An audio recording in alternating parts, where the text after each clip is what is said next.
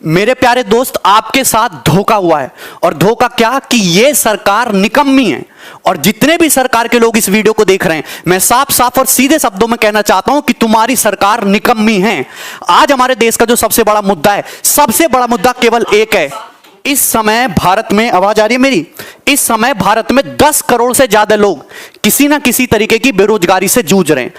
2 करोड़ से ज्यादा लोगों की नौकरियां केवल और केवल इस कोरोना के टाइम में गई। 50 लाख से ज्यादा लोगों की नौकरियां केवल और केवल इस जुलाई के महीने में गई। अगर मैं कहूं कि चुनाव का नामांकन आज किया जाए, 2 साल बाद चुनाव कराया जाए, 1 साल बाद चुनाव का रिजल्ट आए और चुनाव में गड़बड़ी के कारण 3 साल कोर्ट में मुकदमा चलता रहे और उसके बाद कोर्ट उस चुनाव को निरस्त कर दे, तो सरकार में बैठे लोगों को और नेताओं को कैसा लगेगा?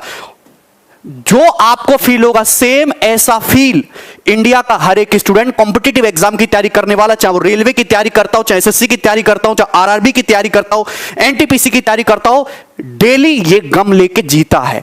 आज हमारे देश का जो सबसे बड़ा मुद्दा है वो केवल और केवल बेरोजगारी है। स्टूडेंट मुझसे पूछते हैं कि सर टियर 3 2018 का रिजल्ट कब आएगा, डिस्क्रिप्टिव का रिजल्ट आएगा? मैं क्या बोलूं? मैं बोलता हूं 2 महीने बाद आ जाएगा भाई, 3 महीने बाद आ जाएगा। लेकिन अगर एसएससी से बात पूछोगे तो एसएससी जवाब देगी, भैया 2-3 महीने तो बहुत कम टाइम है, कम से कम 4-5 साल का टाइम तो दे। 4-4 5-5 साल तक बच्चे अटके हुए हैं। मैं आपको डाटा दिखाता हूं। 2018 की सीजल की बात करते हैं। नोटिफिकेशन आया मई में 2018 में, मई 2018 में आया। बच्चे ने जनवरी 2018 से तैयारी शुरू किया होगा कम से भी कम। ऑनलाइन एग्जाम जो एप्लीकेशन है वो 5 मई से भरा गया, प्रीलिम का पेपर हो गया, मेंस का पेपर हो गया 11 सितंबर 2019 को। बहुत बढ़िया बात है, बच्चे खुश हैं।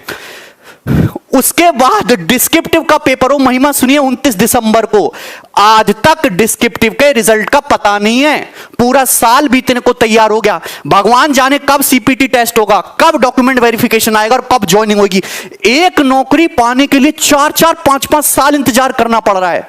आपका एग्जाम का रिजल्ट तो बहुत जल्दी आ जाता है, आपके काम के मुद्दे तो 1 हफ्ते में निमट जाते हैं, और बच्चे यहां पे 4-4 5-5 साल तक एक नौकरी पाने के लिए जूझ रहे हैं। और वो आंदोलन करते तो पुलिस उन पे लट्ठे बरसाती है, उनको भगा देते हैं वहां से।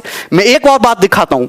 आप देखिए railway exam NTPC group D का 1 मार्च 2019 को नोटिफिकेशन आता है। बंपर वैकेंसी आते हैं 90,000 से ज्यादा, लगभग 1 लाख वैकेंसी आती हैं हैं? और ये भी पता है ये चुनावी लॉलीपॉप है कि चुनाव से पहले बच्चे दिखाएंगे, बच्चे खुद सब तो रेलवे में नौकरी करेंगे, जिंदगी आसान से गुजरेगी। 2.5 करोड़ से ज्यादा फॉर्म उसमें जाते हैं। 500 रुपए फीस ले लेते हैं एक बच्चे से कि 500 रुपया हमको फीस दे दो और 100 रुपया केवल एग्जाम फीस है, 400 रुपया सब्सिडी की तरह आपके अकाउंट में वापस आ जाएगा। मतलब कुल मिला के अगर 2 साल से एग्जाम नहीं हो पाया, 550 से ज्यादा दिन गुजर चुके हैं, अभी तक वेंडर डिसाइड नहीं कर पाए कि कौन एग्जाम लेगा। अगर तुमको चुनाव के लिए फंड इकट्ठा करना था, चंदा मांग लेते, हर आदमी चंदा दे देता। इतना बड़ा धोखा इस गवर्नमेंट ने किया है ना हम लोगों के साथ, और मीडिया इसको दिखाने के लिए तैयार नहीं है। सुबह से शाम तक एक ही न्यूज दिखाते रहेंगे। 2 बातें 24 घंटे में सर्कुलेट करके वही बताते रहेंगे। एक इधर से बताएगा, एक ऊपर से बताएगा, एक नीचे से बताएगा। बोलना कुछ है नहीं इन लोगों को। ठीक है, देखो ये मैं तुम्हें वैकेंसी का ट्रेंड दिखाता हूं हमारी गवर्नमेंट आने के बाद। आपको दिखाई दे रहा है साफ साफ। एसएससी सीजल 2012 में 16,000 वैकेंसी। आप देखिए गिरावट किस तरीके से होती है। 13 में 16,114, 2014 में आते ही 15,000, 2015 में 8500, 16 में 10,000, 17 में 8,000, 11,000 और ये 8,000। मतलब वैकेंसी आधी हो गई और एग्जाम क्लियर करने का समय दुगना हो गया। आईबीपीएस पीओ की वैकेंसी देखो 2013 से लेकर 2020 तक, अरे 21,000 वैकेंसी से 1200 वैकेंसी तक गिर गए तुम। और लोग कहते हैं वाह मोदी जी वाह। हम नौकरी की बात करते हैं तो कुछ लोग कहते हैं, गवर्नमेंट के सपोर्टर कहते हैं ये साला नौकरी मांग रहा है, ये एंटी नेशनल है, अर्बन नक्सल, इससे हिंदू खतरे में, इसको जेल में डालो। भैया हम नौकरी मांग रहे, जो भी मुद्दे हैं आप करते रहो साइड बाई साइड, हम एंटी नेशनल नहीं है। राजद्रोह और देशद्रोह में बहुत फर्क होता है मेरे भाई। हमको नौकरी चाहिए। एक जो बेरोजगार युवा होता है उसकी बहुत छोटी सी दुनिया होती है। वो लाख करोड़, 2 लाख करोड़, 3 लाख करोड़ के फंडे में नहीं घुसता। 35,000 40,000 रुपए उसके महीने की तनख्वाह आनी चाहिए, उसके घर में रोटी बननी चाहिए शाम से, है ना, आराम से। उसके पास इतने ही सपने होते हैं। इस सपनों को उससे छीनने की कोशिश मत करो भाई। और गवर्नमेंट ने अभी लॉलीपॉप दे दिया आपको सीटी का, कितनी भी अच्छी योजना सही, इसका कोई फायदा नहीं है। हमें सीईटी नहीं चाहिए, हमें एक ऐसा कमीशन चाहिए जिससे एग्जाम जल्दी हो, 1 से 1.5 साल में सारी प्रक्रिया खत्म करके हमारे हाथ में नौकरी और तनख्वाह दे। हमें ऐसा कमीशन चाहिए। सीईटी से बढ़िया यह होता कि जिन बच्चों का सीएचएसएल का पेपर अटका हुआ है, एनटीपीसी आरआरबी अटका हुआ है, एमटीएस लटका हुआ है, सीजीएल मेंस नहीं हो रहा टाइम से, आने वाले पेपरों का कुछ अता पता नहीं है, कि इन रुके हुए पेपर को जल्दी करा के बच्चों की ज्वाइनिंग दे। आपके पास पैसा नहीं है देने के लिए, तनख्वाह देने के लिए पैसा नहीं है, तो साफ साफ बोल दो कि हम तो भिखमंगे, हमारे पास कुछ नहीं है तुम्हें देने के लिए। आप गवर्नमेंट जॉब खत्म कर दो, आप गवर्नमेंट जॉब खत्म कर दो, बाकी 2024 के चुनाव में हम लोग देख लेंगे, हम अपने हिसाब से देख लेंगे तुम्हें। फिर आप कुछ बोलते नहीं हो, सीधा सीधा सब छुपाए चले जा रहे हो। देखिए, ये हर एक स्टूडेंट की लड़ाई है और आपको खुद ही लड़नी पड़ेगी। तो ये एक हैशटैग है ट्विटर पे, देखो हम भगत सिंह के जमाने से तो है नहीं कि हम सड़कों पे आके विद्रोह करेंगे, क्योंकि सड़कों पे आके विद्रोह करेंगे तो कूटे हम ही जाएंगे, हम लोग एंटी नेशनल, और हम लोगों के ऊपर उल्टे सीधे चार्ज लगेंगे। तो हम सोशल मीडिया में बहुत प्यार से और बहुत तमीज से अपनी बात रखेंगे। 1 सितंबर को 11 बजे से हम एक हैशटैग ट्रेंड करेंगे, hashtag SSC declare CGL result. जितने भी स्टूडेंट हैं सारे के सारे स्टूडेंट, अगर 1 लाख ट्वीट होगा ना, पर डे 15 दिन तक ट्रेंड करेगा। और आप फेसबुक पे, सोशल मीडिया पे आप मेल करो एसएससी को, आप जो भी ऑर्गेनाइजेशन है आप उसको मेल करो, अपने फेसबुक पे शेयर करो, इंस्टाग्राम पे, ट्विटर हैंडल पे, तब जाके कुछ होगा, वरना ये चीजें ऐसी चलती रहेंगी, ये नई नई चीजें आती रहेंगी और बस एग्जाम के टाइम को टाला जाएगा। ठीक है भाई, बस एग्जाम के टाइम को टाला जाएगा और ऐसी कहानी चलती रहेगी आगे तक। ये साल के साल ऐसे ही निकलते जाएंगे और बेरोजगारी का लेवल बढ़ता जाएगा। 10 करोड़ से ज्यादा बेरोजगार हमारे देश में। बहुत सारे लोग आर्ग्यू करते रहे, पॉपुलेशन भी तो बढ़ रहा है, कितना नौकरी देगा सरकार? भाई पॉपुलेशन बुड्ढों का थोड़ा ना बढ़ रहा है, पॉपुलेशन बढ़ रहा है जवान लोगों का। हमारे पास पॉपुलेशन ही, हमारे पास रिसोर्सेज बढ़ रहे। पहले घर में 1 आदमी कमाने वाला था, आज घर में 5 आदमी जवान कमाने वाले हैं, लेकिन वो पांचों के पांचों घर में बैठे खाली। अगर वो आदमी, अगर एक आदमी 50-50 हजार रुपए कमा के लाएगा तो 2.5 लाख रुपए महीने घर में आएगा। आप कहते हो आत्मनिर्भर बनो, आपने छोटे मोटे बेरोजगारों के सारे धंधे खत्म करवा दिए, उल्टी सीधी पॉलिसी ला के कैसे आत्मनिर्भर बनेंगे? तुम लोग हम पे निर्भर हो, सरकार हम पे निर्भर है और हम आत्मनिर्भर बन जाएं। प्राइवेट नौकरी का पता नहीं, सरकारी नौकरी को तुम खाई गए, 5-5 साल में क्लियर हो रही, अरे 5 साल में भी क्लियर नहीं हो रहा। इस तरीके का हाल देख लो।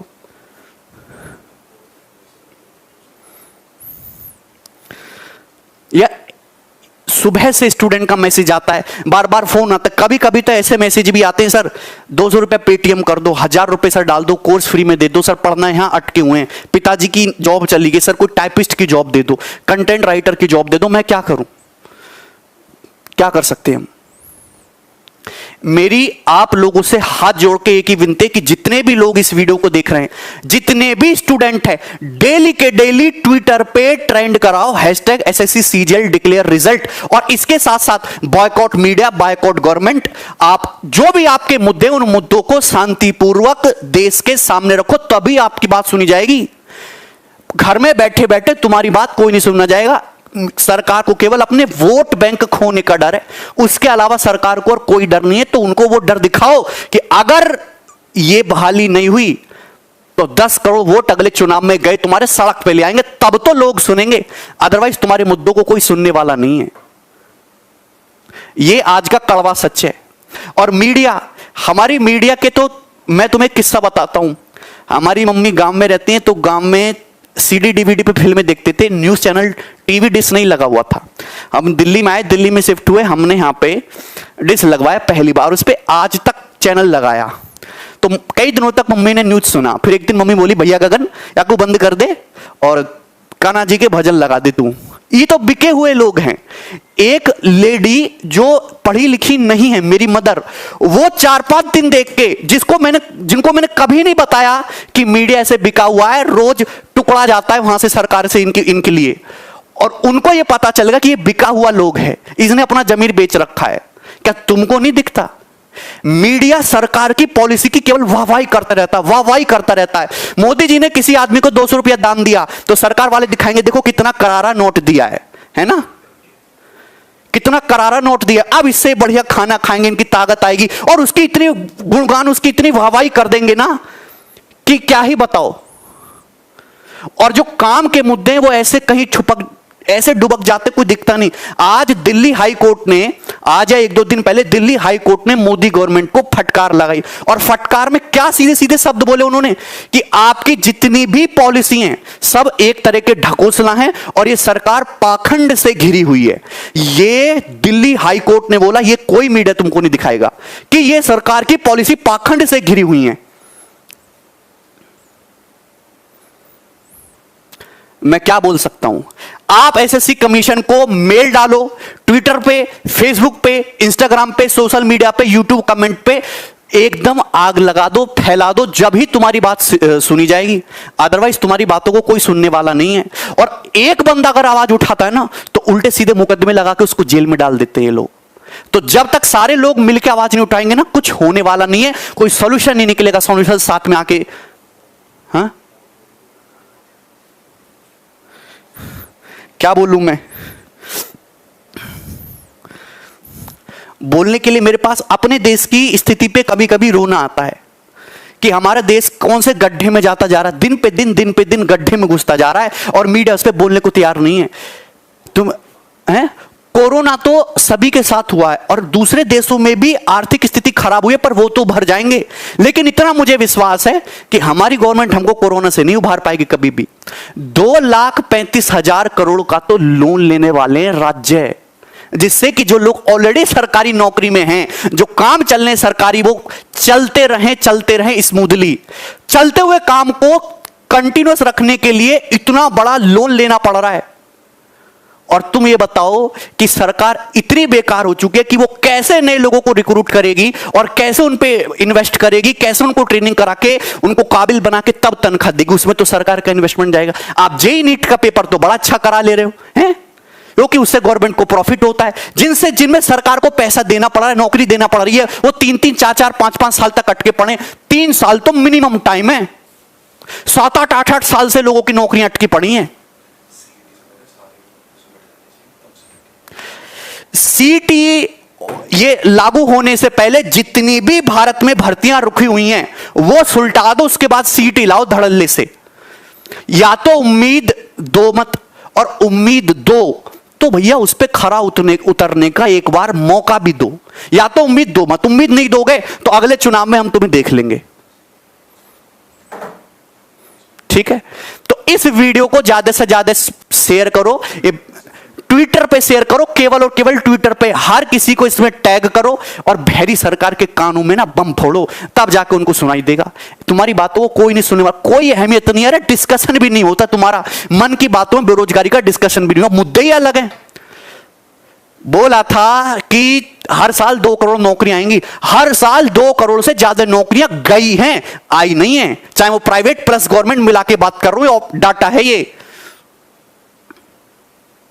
किसान हमारा परेशान है, छोटा जो बिजनेसमैन है, जो छोटा व्यापारी है वो परेशान है, स्टूडेंट परेशान है, टीचर परेशान है, सब परेशान है। मौज में बड़े बड़े बिजनेसमैन, बड़े बड़े लोग, अडानी अंबानी जैसे, वो मौज ले रहे हैं, नेता सांसद मौज ले रहे हैं। ले जाओ, ले जाओ। अभी यमराज जब तुमको पकौड़े तलेगा ना तुम्हारे नरक में, जब तुम्हें पता चलेगा, देखना बढ़िया कढ़ाई बनवाई होगी तुमको तलने के लिए। इस वीडियो को मैं यही छोड़ रहा हूं, इच्छा आपकी है। एक साथ अगर 1 करोड़ लोग विद्रोह करेंगे ना, डेली ट्विटर पे आग लग जाएगी, गवर्नमेंट को सुनना ही पड़ेगा। और अगर इससे भी बात नहीं बनती है तो फिजिकल आके एसएससी में ये ऑफिस के सामने जाके बैठेंगे और मैं सबसे आगे रहूंगा। जितना खर्चा होगा, जो भी होगा, मैं करूंगा। मैं बुलाऊंगा लड़कों को यहां पे ट्रेन बुक कर करके। ठीक है।